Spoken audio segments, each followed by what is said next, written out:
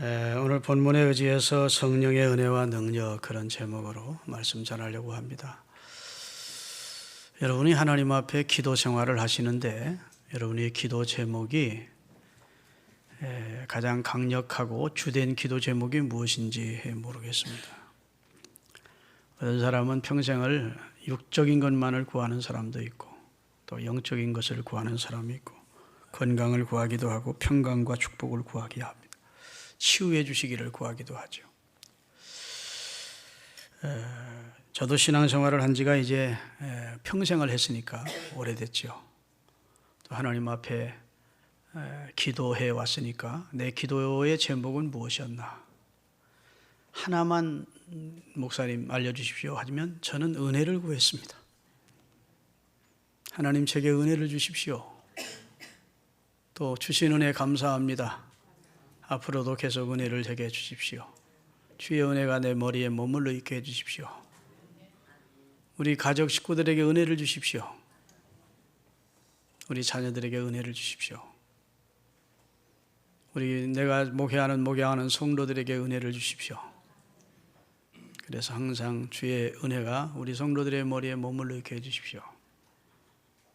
강단에 엎드려 기도하면 주여 제게 오늘 말씀의 능력과 은혜를 주십시오.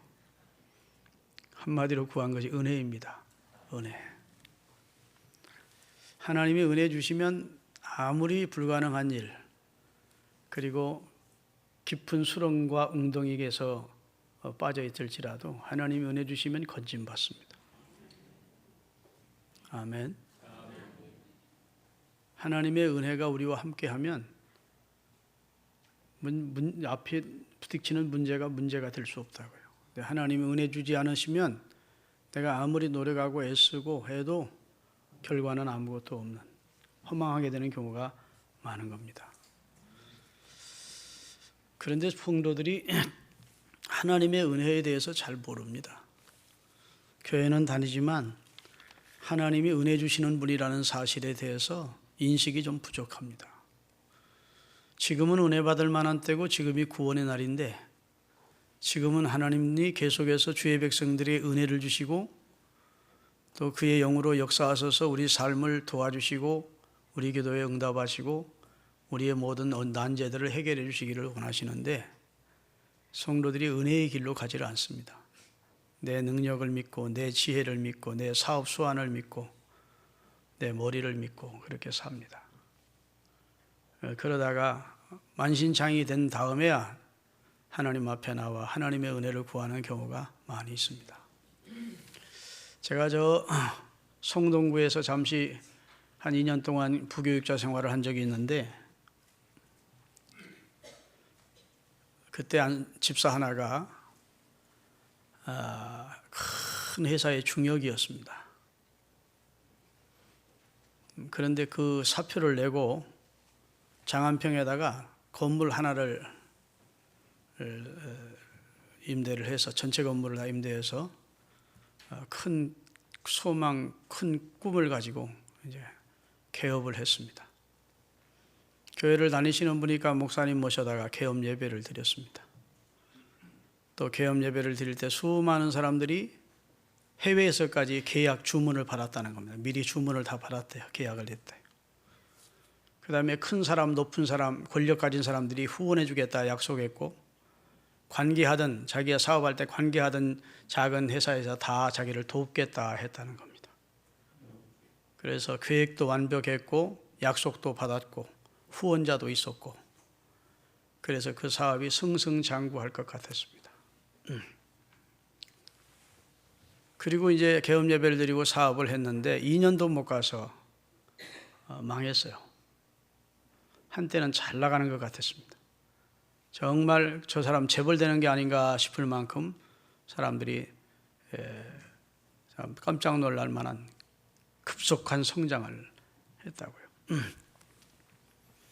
그런데 1년도 못 가서 그 사업이 무너진 겁니다. 집 팔아놓고 땅 팔아놓고 형제들 집담보에 다 놓고 근데 완전히 그냥 몰락한 거예요. 계획대로 안 된 겁니다. 약속대로 안 된 거예요. 후원해주면 약속해줬고 자기가 생각했던 계획대로 안 되는 겁니다. 교회를 다니시는 분이니까 한때 사업 잘 될 때에도 그냥 술이 취한 상태로 저녁 예배에 참석하고, 목사님한테 인사하는데 여름에는 여기다가 담배 넣어가지고 담배가 훤히 보이고, 그런 날라리 집사였어요. 쫄딱 망하고 나서 이 사람이 깨달았습니다. 하나님의 은혜가 아니면 안 되는구나. 완벽한 계획도, 그렇게 가까이 되는 사람들의 약속과 후원자도 약속대로 안 되고 계획대로 안 되는구나. 내 힘이나 내 능력대로 안 되는구나. 하나님이 은혜 주셔야 되는데 내가 몰랐구나. 이걸 빨리 깨달은 거예요. 그게 하나님의 은혜입니다. 깨달음이 은혜예요. 사람이 존귀에 처하나 깨닫지 못하는 자는 멸망할 짐승과 같다는데, 깨달음이 먼저 와야 되거든. 그래서 그때부터 새벽 예배 하루도 빠지지 않고 다니시더라고요. 기회만 나면 성경 읽고 하나님의 은혜를 사모하고, 휴가철이 되면 휴가 가지 않고 기도원에 올라가 기도하고, 그렇게 하나님을 찾더니 다시 조그맣게 사업을 시작했는데 다 복구하고, 형제들, 자기 때문에 어려움 당하던 형제들 다시 집 사주고, 종로에 그때 빌딩 2개를 가지고 안수 집사까지 되고, 그런 걸 봐. 지금은 아마 장로님 됐을 거예요. 솔직히 좀 모르니까. 여러분, 우리가 꼭 기억해야 될 것이 있습니다. 하나님이 은혜 주시면 됩니다. 하나님이 은혜 없으시면 아무리 내가 애를 써도 결과가 허망한 것이 되고, 그 다음에 아무것도 잡은 것이 없이 돼요. 여러분, 하나님의 은혜는 큽니다. 강력합니다. 무한합니다. 그래서 내 문제를 하나님이 은혜 주시면 해결할 수 있을까요? 없을까요? 내 어떤 문제도 해결이 가능합니다. 하나님이 당신의 의지를 가지고 김철중에게 내가 은혜를 줘야 되겠다 싶으면 내 문제가 해결되는 거예요. 아멘. 우리 가정의 문제, 하나님 은혜 임하면 해결됩니다. 교회의 문제, 하나님의 은혜가 강력하게 임하면 해결되지 않을 교회가 없어요. 국가적인 문제도 하나님이 은혜 주시면 해결됩니다. 하나님의 은혜는 그만큼 크고 강력하고, 그리고 하나님의 은혜는 대단한 겁니다. 믿습니까? 그런데 사람이 은혜의 길로 잘 안 나간다고. 교회를 다니면서도 어쩌면 그렇게 자기 생각만 하는지 몰라요. 그래서 교회의 제일 큰 암병 환자가 누구냐? 교회 다니면서 은혜의 길로 가지 않는 자입니다. 그걸 성경 예수계서 47장에 보면 진펄과 개펄에 앉아있는 자라는 거예요. 그러면 소송되지도 못하고 나중에는 소금 땅이 되고 말 것이다. 교회를 다니면 은혜를 사모해야 되는데, 겸손하게 하나님의 성령을 구해야 되는데, 하나님의 도우심을 구해야 되는데, 습관적으로 교회만 다니고 자기 이론과 맞지 않으면 성경도 자꾸 비판을 하고 설교도 비판을 해대고, 그게 진펄과 개펄에 주저앉아서 앞으로 나가지를 못하는 성도래요. 그런 사람은 결국은 소송되지 못하고 소금 땅이 되어 굳어버리고 멸망할 것이라고 성경은 말씀하고 있어요. 아무리 하나님의 은혜가 풍성하지만 은혜의 길로 나서지 않으면 은혜 주지 않습니다. 지금은 은혜 받을 만한 때고, 지금이 구원의 날이고, 지금이 성령으로 우리를 도와주시기를 원하시는 성령 시대를 우리가 살고 있다고요. 그러니까 여러분, 하나님의 은혜에 구하는데 인색하지 않기를 바랍니다. 하나님의 은혜가 우리 가운데 임해야 돼요. 믿습니까? 하나님 도와주세요. 풍성한 은혜를 지게 해주세요. 이렇게 구해야 된다고. 절박한 상황 앞에서 무신론자는 없다는 말이 있습니다. 다시 말해, 사람은 누구나 절박한 상황을 만나면 신을 구합니다.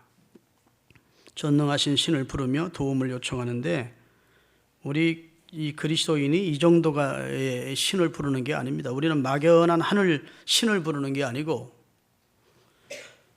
우리가 믿는 우리 주 예수 그리스도를 통해서 우리를 구원하신 하나님은 불신자들이 막연히 찾는 그런 신이 아니죠. 성경과 그리스도를 통해서 자신을 분명하게 우리 가운데 계시해 주신 지혜와 지식과 능력과 권능과 은혜의 하나님이십니다. 사람이 하나님의 은혜를 구하는 이유는 첫째, 우리가 인간이기 때문입니다. 인간과 동물의 차이점이 있는데, 동물은 기도함이 없습니다. 동물은 하나님을 의식할 수 있는 영혼 자체가 없기 때문에 기도가 없습니다. 그러나 인간은 하나님의 자신의 형상을 우리 속에 넣어주시고 하나님을 인지할 수 있게 하셨고 그리고 하나님 앞에 기도하는 존재가 되게 하셨습니다. 짐승은 본능대로 살아도 됩니다. 그러나 사람은 본능대로만 살면 안 돼요. 본능대로 살면 파멸하게 되어 있습니다. 긍정하시면 아멘. 사람이 사람답게 살려면 사람만 알아서는 안 돼요. 사람을 지으신 하나님을 알아야 돼요. 내 위에 하나님이 계심을 알아야 됩니다. 하나님이 사람을 만드셨기 때문이에요. 마치 가전제품이 고장이 났을 때 그 가전제품을 만든 제조회사에 AS를 받는 것처럼 우리 인생의 어떤 문제를 만났을 때 우리 인간을 만드신 우리 하나님 앞에 치료를 해 주시기를, 해결해 주시기를, 구원해 주시기를 주님 앞에 AS를 받도록 하나님 앞에 은혜를 구하는 성도들이 되어야 되는 겁니다.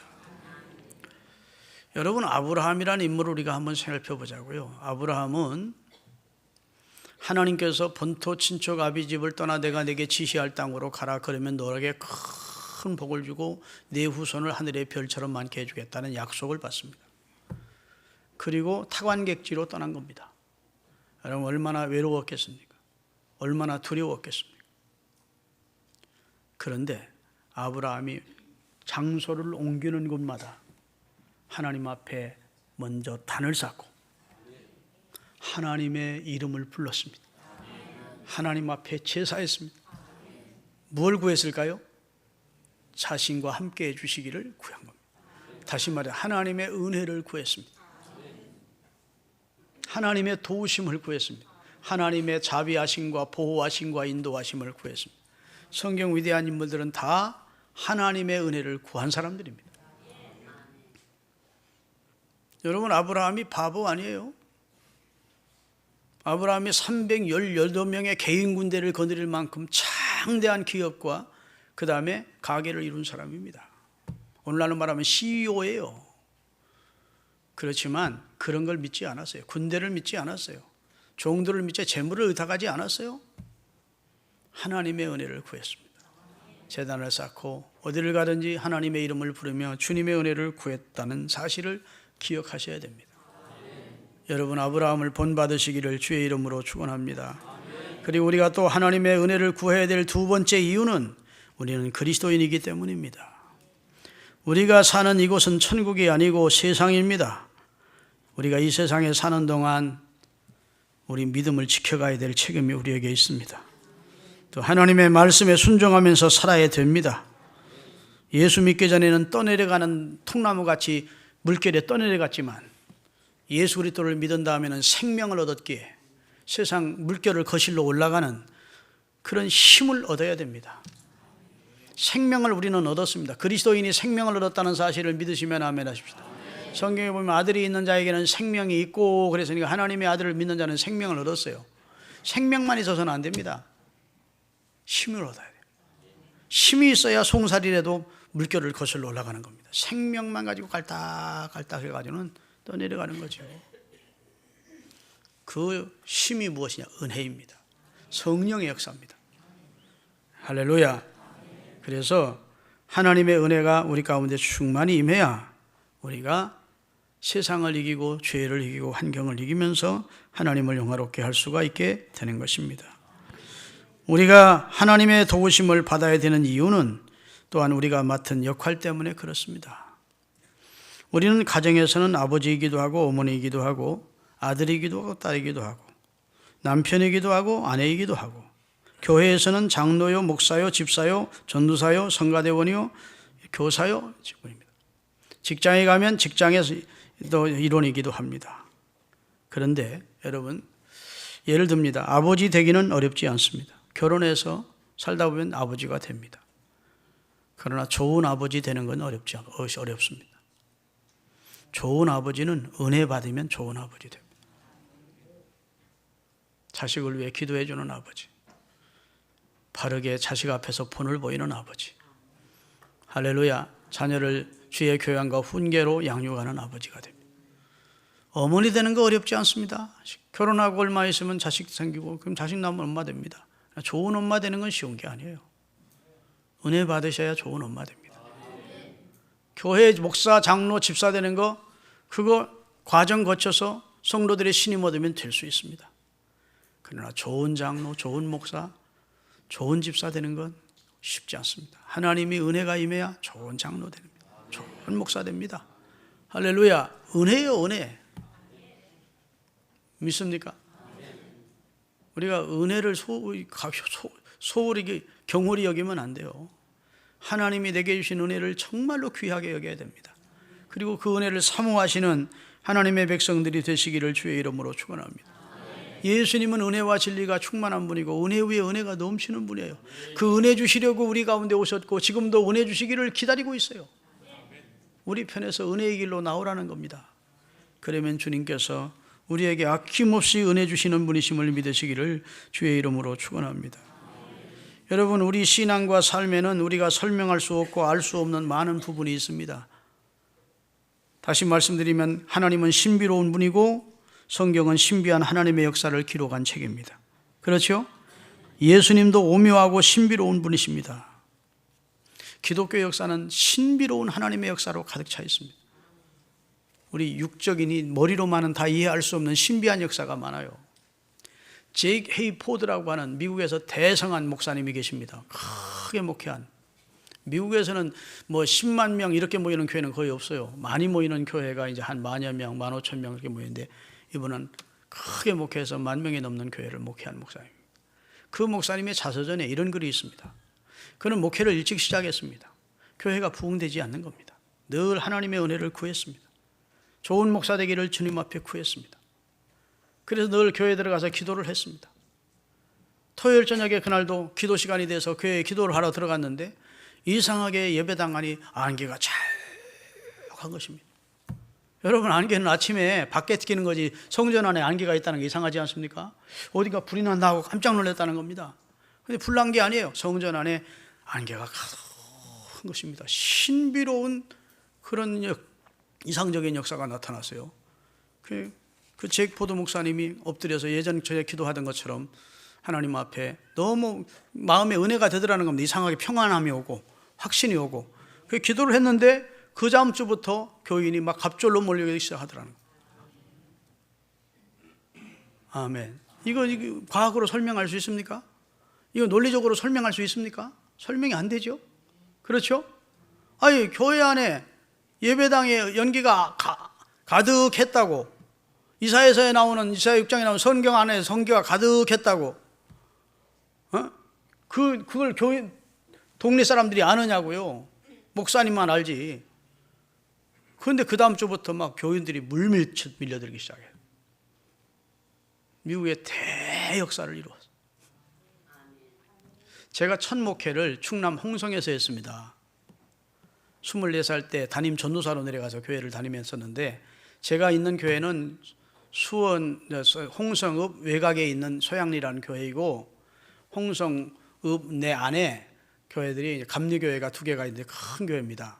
근데 그 감리교회보다 더 큰 교회가 이제 홍성 성결교회예요. 지금은 은퇴하신 송헌빈 목사님이라는 분이 목회를 했습니다. 그런데 그 목사님도, 여러분 원래 충청도 지역은 감리교가 큽니다. 감리교 바닥이에요.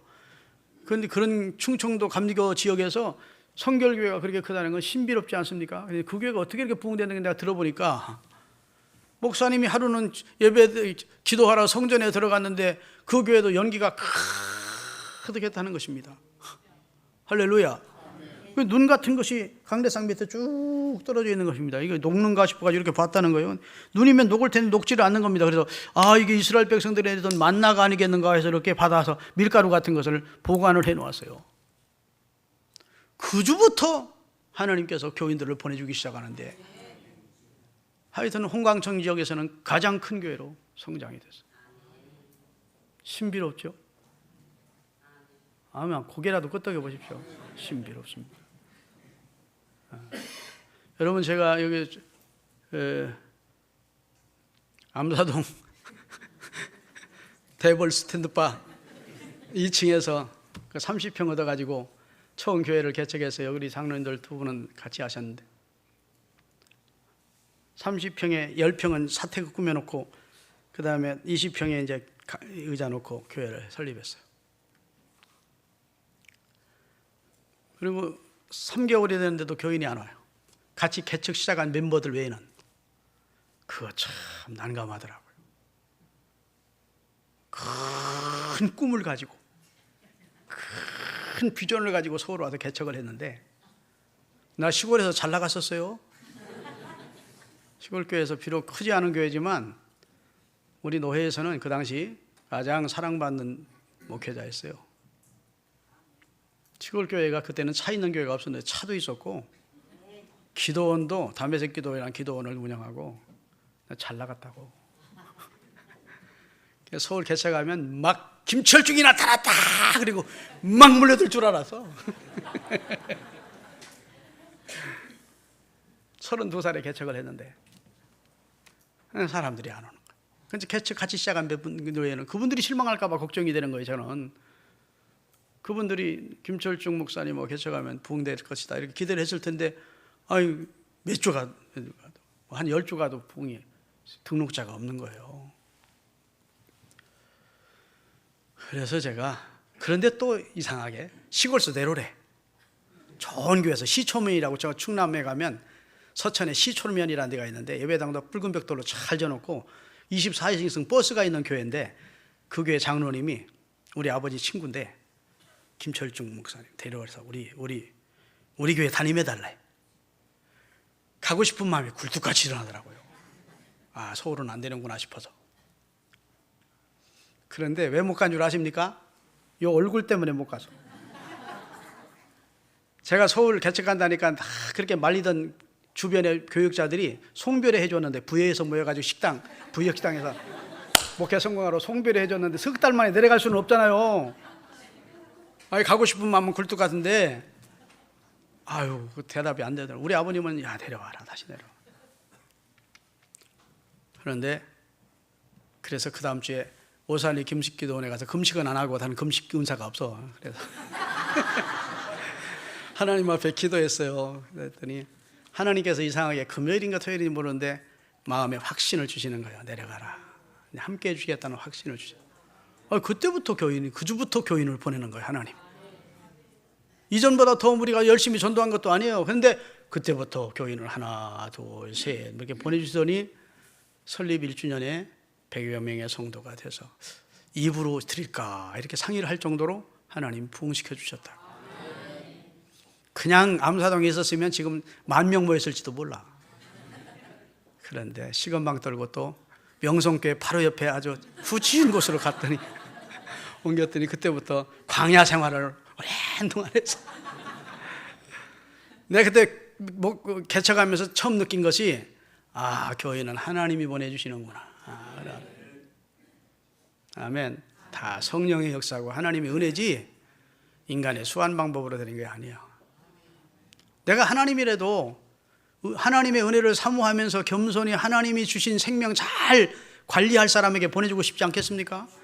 당신의 아들의 피를 가지고 합주고 산 소중한 아무개를 누구 어느 목사한테 맡길까 하다가, 아, 그래도 이 목사는 그래도 그 중에 괜찮다 싶은 사람에게 보낼 거 아니에요. 그러겠습니까? 그렇지 않겠습니까? 그러고요. 교회가 가면 진짜 은혜 충만한 교회가 있습니다. 은혜가 되는, 찬송도 은혜가 되고 이상하게 머리를 숙여도 은혜가 되고 그 분위기가 은혜로운 교회가 있어요. 반대로 아주 냉랭한 교회가 있습니다. 정말 찬송도 힘들고 기도도 힘들고 어려운 교회가 있어요. 그런 교회는 안 돼. 아멘. 여러분, 내가 가끔 말씀드리지만 여기 우리 이웃 교회인 명성교회가 저렇게 부흥한 것은 은혜입니다. 뭐 누가 말해도 은혜예요. 김상환 목사님이요, 학벌로 따지면 3류요, 3류. 그럼 본인도 다 아시는데요. 통합 측에서, 예장 통합 측은 쟁쟁한 학벌을 가진 사람들이 참 많습니다. 뭐 유학 다 하고. 그런데 김상환 목사님은 저 옛날 문화방송 밑에 있던 피어선이라는 조그만 신학교 나와가지고, 그래가지고 뒤늦게 여기 장신대 목회대학원 나왔어요. 그 신대원도 아니고. 그러니까 그쪽 교단에서 보면 3류 학벌이야. 생긴 것도 별로 잘생긴 것도 아니에요. 입 두 넣어가지고 본인이 그렇게 얘기하는 거예요. 근데 하나님이 은혜 주시니까 별불 물밀듯 물려드는 거예요. 있습니까? 설교에 은혜가 있어요. 정말 들어보면 방송 통해 들으면 그 설교에 은혜가 있다고. 아멘. 하나님 뭘 알아주시는 거예요. 그분이 WCC 회장된 거 하나만 잘못한 것이지 참 훌륭한 분이에요. 은혜가 임하면 되는 겁니다. 목회자뿐 아니에요. 모든 분들이 성도 다 그렇습니다. 하나님이 은혜 주시면 에베네셀을 경험해요. 도와주심을 경험해. 준비하시는 하나님 여호와 이레를 경험해. 아이고 하나님 미리 가서 다 앞서 행하셨음을 경험해. 승리이신 여호와 니시를 체험해. 할렐루야. 은혜는 비와 같아요. 오늘 본문에 보면 우리가 찬송했죠. 가물어 메마른 땅에 단비를 내리시듯 성령의 단비를 달라고. 비와 같습니다. 우리가 몇십 년 만에 처음 가뭄을 맞는다 그랬죠. 그런데 비가 내리니까 모든 생물들이 다 활기를 얻고 올라오는 것처럼 우리 심령이 다 시들어 있다가도 하나님의 은혜가 우리 가운데 임하면 심령이 살아나는 거예요. 은혜는 꽃과 같습니다. 활짝 핀 꽃과 같아. 꽃이 활짝 펴놓으면 꽃에서 뭐가 나가죠? 향기가 나가는 거예요. 수백 미터 수천 미터에서도 벌나비가 찾아오는 거예요. 이렇게. 그 사람은 도와라 주러 오는 거예요. 아멘. 지 먹고 살려고 오지만 꽃이 벌이 사실은 도와주는 거예요. 이 화분을 여기서 날라도 여기도 갖다 줘야 암수, 그래서 열매를 맺게 해주는 거라고. 아멘. 하나님이 은혜가 강력하게 임한 사람은요, 내가 생각지도 않은 사람이 도와주러 와. 원수였던 사람도 보따리를 싸들고 도와주겠다고 와. 그런 신비한 역사가 나타납니다. 그런데 하나님의 은혜가 떠나가면 아무리 계획했던 대로 약속도 했고 분명하게 이렇게 될 것 같은 것도 안 돼요. 꼭 기억하십시오. 여러분이 지금 형통한 삶을 살고 있습니까? 은혜입니다. 여러분의 능력이 아니에요. 교만하면 안 돼. 할렐루야. 하나님이 여러분에게 은혜를 주시는 입장이에요. 나의 나된 것이 사도 바울처럼 은혜라고 고백하실 수 있게 되기를 주의 이름으로 축원합니다. 하나님의 역사는 신비한 게 많다니까요. 원종수 권사님이라는 분 여러분 들어보셨죠? 원종수 권사님 이름 한 번이라도 들어본 사람? 이야, 이렇게 기독교 교회 소식은 전혀 모르는마. 정치만 관심 있으시구만. 원종수를 몰라요? 허허. 그분이 얼마나 많이 간증을 다니고 했는데 미국에서 암학회 제1위 권위자입니다. 우리나라. 이 양반이 대전고등학교 다닐 때는 꼴등했답니다. 꼴등해서 늘 첫 번째, 두 번째 했대요. 그런데 교회 생활을 열심히 했는데 그 어머니가 아주 훌륭한 권사님이십니다. 그런데 하루는 학교에서 대전고등학교 다닐 때 집으로 가는데 너무너무 남루하고 다 곧 돌아가실 것 같은 노인 한 분을 만난 겁니다. 금방 도와주지 않으면 이분은 돌아가실 것 같아요. 그래서 그 노인을 자기 집으로 모셔다 씻겨드리고 어머니가 밥을 해드리고 같이 살았대요. 그러면서 교회 가서 기도를 했는데 그날 하나님이 어느 날 성령을 부어주신 거예요. 아멘. 성령을 부어주셨는데 공부를 했대요. 늘 공부를 했는데 공부를 해도 시험 답안지 앞에 가면 생각이 안 나잖아. 그런데 성령 받고 나서는 읽었던 것들이 다 생각이 나는 거예요. 기억에 가물가물한 게 있으면 책장을 이렇게 넘기듯이 이렇게 넘겼대. 책을 넘기듯이 고개를 이렇게 하면 책장 하나가 넘어간대. 환상 중에 답이 거기 안에 있대. 그래서 답을 썼어요. 그래서 서울대학도 의과대학 1등으로 수석으로 들어가고 서울대학 의과대학을 수석으로 졸업하고 서울대학에서 보내주는 장학금을 가지고 미국 가서 공부해서 미국에서도 암닥터 이러해요. 신비롭죠? 이게 성경에만 있는 얘기가 아니고 다니엘서 2장에 보니까 느부갓네살 왕이 꿈을 꾸었대요. 꿈을. 그런데 이 꿈을 해석자들을 불러놓고 꿈 얘기를 해줘야 해몽을 할 거 아니에요. 근데 어거지를 쓴 겁니다.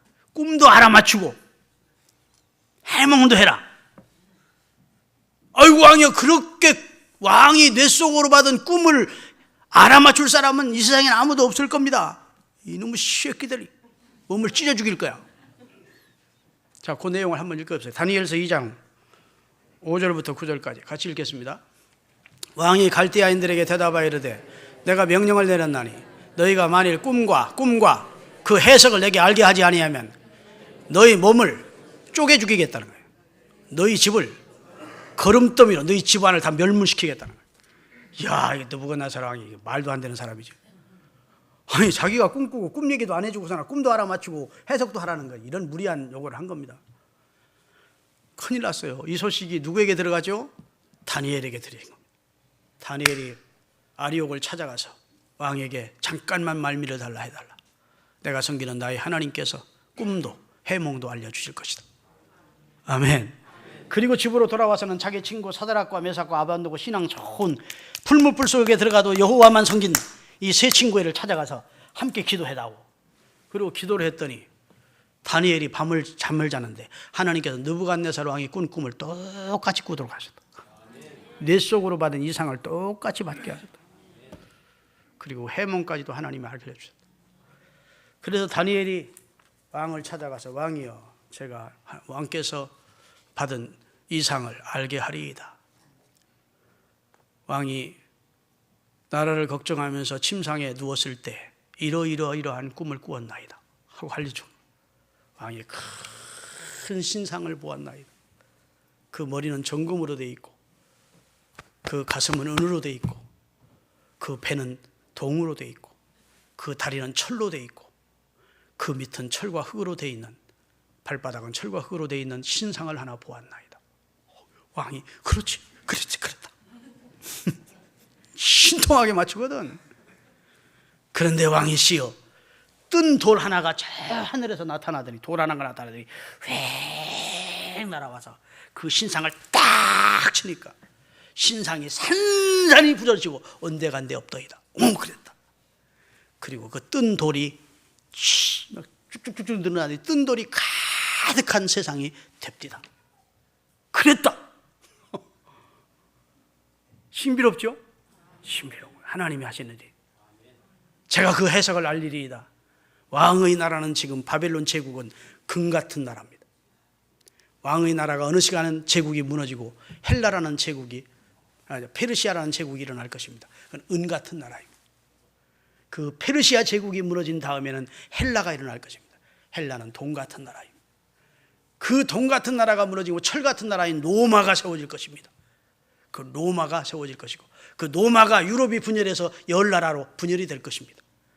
그런 세상이 다 지나가고 나면 주님께서, 하나님께서 이 세상을 심판하실 겁니다. 이 세상, 신상은 이 세상을 말하는데 이 세상을 심판하시고 이 세상은 온데간데 없어지고 뜬 돌을 통해서 구원받은 하나님의 백성의 나라가 되겠도다. 아멘. 이게 하나님의 역사라고요. 하나님의 신비한 역사를 믿으시면 아멘. 하나님의 도우심의 은혜를 믿으시면 아멘. 할렐루야. 사도행전 2장 1절부터 4절 읽겠습니다. 다 같이 읽겠습니다. 사도행전 2장 1절부터 4절. 없어? 자, 오순절 날이 이미 이름에 저희가 다 같이 한 곳에 모였더니, 그 다음에 하늘로부터 급하고 강한 바람 같은 것이 있어 저희 완전 온 집에 가득하며, 그 다음에 불의 혀처럼 갈라지는 것이 저희의 각 사람에 보여 하나님 임하더니, 다 같이 읽겠습니다. 3절. 그들이 다 성령의 충만함을 받아 성령의 말하게 하심을 따라 다른 반어로 말하기를 시작하니라. 이렇게 돼 있다고. 자, 하나님의 성령이 최초로 이 세상에 임하던 시대의 내용입니다. 예수님이 부활 승천하시고 나서 오순절 날 성령이 임하게 됩니다. 아멘. 그 성령이 임했는데 그 5절에 보면 이런 내용이 나와요. 5절에 보면 경건한 사람들이 다 유대인으로 모여들었대. 자, 경건한 유대인들이 모여들었지. 그 다음에 사도들이 모여들었지. 그런데도 이 사람들이 주를 위해서 일할 수 있었습니까? 없었습니까? 일할 수 없었어요. 성령 받기 전이니까. 그러니까 성령을 받고 나서 일을 하는데, 저를 보십시오. 베드로가 이제 그 120문도가 성령 받아가지고 막 방언을 하니까 오순절을 지키기 위해서 모여든 예루살렘 이스라엘 사람들이 저 사람들 술 취했나 보다 그런 겁니다. 알아듣지 못할 말을 하니까. 그러니까 베드로가 저들 가운데 우뚝 서서 여러분이요, 우리가 술이 취한 것이 아닙니다. 지금 우리 오전에 무슨 술을 우리가 먹었겠습니까? 하나님이 우리에게 성령의 새수를 부어주셨습니다. 요엘서에 약속한 대로 남종과 여종에게 성령을 부어주신 것입니다. 우리는 지금 하나님이 보내신 성령을 받은 겁니다. 여러분들이 십자가에 매달아 죽인 예수님을 하나님이 죽은 자 가운데 3일 만에 살리셨고 주와 그리스도가 되게 하셨습니다. 그러니 하나님이 아들을 십자가에 매달아 죽였다니까 여기 유대인들이 큰일 났거든. 하나님의 아들을 우리가 십자가에 매달아 죽인 죄가 벌을 범했으니, 그러니까 사도들을 붙들고 베드로 앞에서 형제들아 우리가 어찌할꼬, 우리가 어떻게 해야 되겠냐, 그 큰 죄를 졌으니. 그랬더니 베드로가 회개하고 할렐루야 예수 그리스도의 이름으로 세례를 받고 성령을 선물로 받으시오. 그러면 유쾌하게 행복한 삶을 살게 될 것입니다. 그랬더니 그날 세례받고 회개하고 주께로 돌아오는 자가 몇 명이나 됐다고요? 오늘 본문에 보니까 3,000명이 되었다는 거예요. 할렐루야. 베드로가 설교를 잘했기 때문이 아닙니다. 그날 분위기가 회개하기에 이른 그럴 만한 좋은 분위기였기 때문이 아닙니다. 말씀을 전하는 이들과 주의 일을 하는 사람들이 경건했기 때문이 아닙니다. 하나님의 은혜가 그 가운데 임했기 때문에 성령의 역사가 3,000명이 회개하고 돌아오도록 하신 것입니다. 여러분과 저는 생명을 얻었습니다. 거기에 머물면 안 됩니다. 힘을 얻어야 돼요. 하나님의 은혜를 힘입으십시오. 성령의 능력을 힘입으세요. 그래서 하나님이 기뻐하시는 승리의 삶을 사시는 은혜가 있기를 예수 그리스도의 이름으로 축원합니다. 교회의 부흥은 성령의 역사로 가능하고, 교회가 세워지는 것도 성령의 역사로 가능하고, 진정한 회개도 성령의 역사로 가능하다고요. 성령의 역사. 성령이여 강림하사 나를 감하시고, 다 같이 애통하고 회개할 마음 충만하게 하소서. 아멘. 나를 감화해 주실 때, 성령이 나를 조명해 주실 때 내가 죄인임을 알게 되고 애통하고 회개할 마음이 생기는 겁니다. 다시 말해서 구원은 하나님의 도우심, 하나님의 은혜, 성령의 역사로 가능한 겁니다. 교회 부흥도 성령의 역사로 가능합니다. 여러분의 가정도, 여러분의 생업도 하나님의 은혜 주실 때 놀라운 열매들이 나타납니다. 은혜의 길로 가십시다. 자꾸 인본주의적으로 가지 마시고 내 실력 믿고 내 능력 믿고 세상 방법 다 동원하다가 아무것도 참 놓고 다들 망하지 마시고, 비록 더딜지라도 약속의 말씀 붙들고 은혜의 길로 가야 돼요. 그러면 천년이 가도 만년이 가도 후회함이 없는 은혜를 우리에게 주시는 거예요. 기도하시겠습니다.